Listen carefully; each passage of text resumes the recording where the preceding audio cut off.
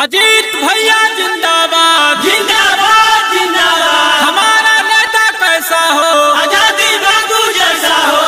अजीत बाबू जिंदाबाद जिंदाबाद जिंदाबाद। SA रिकॉर्डिंग स्टूडियो आकिल टोला।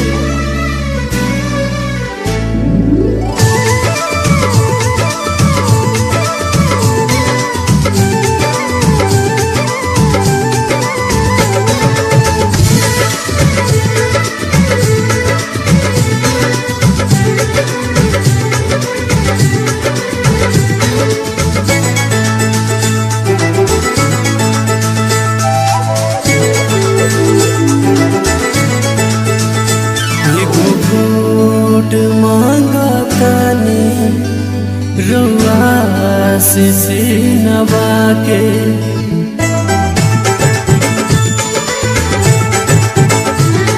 वोट मांगतानी, रुआ से नवा के वोट मांगतानी, रुआ से नवा के अपन अजित भैया के जिता के अपन धर्म निभाई। अजित भैया के जिता के एगो वोट मांगतानी, रुआ से नवा के एगो वोट मांगतानी, रुआ से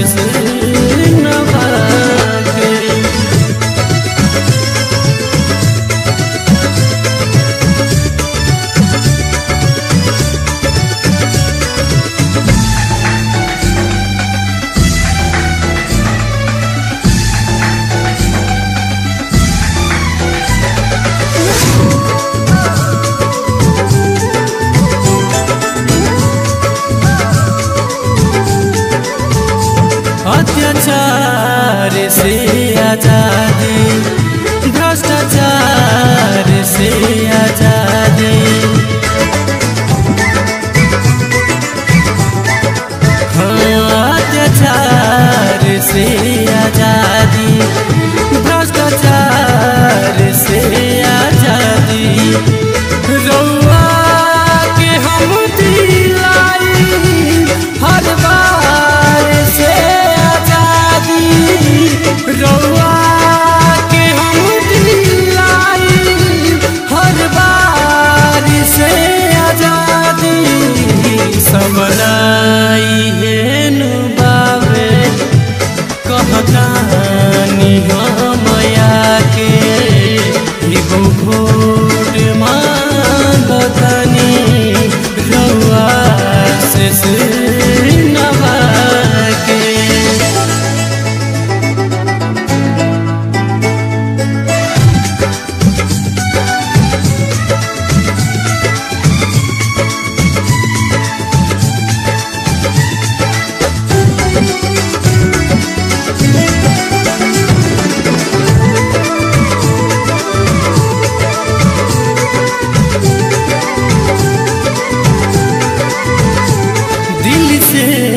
बाबे निहोरा करब हम न धोखा।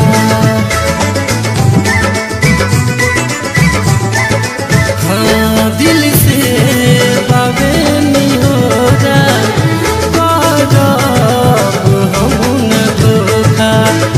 सब लोग से बार जी दे दी, सब लोग से बार जी देती है गमौका। बहस बाबू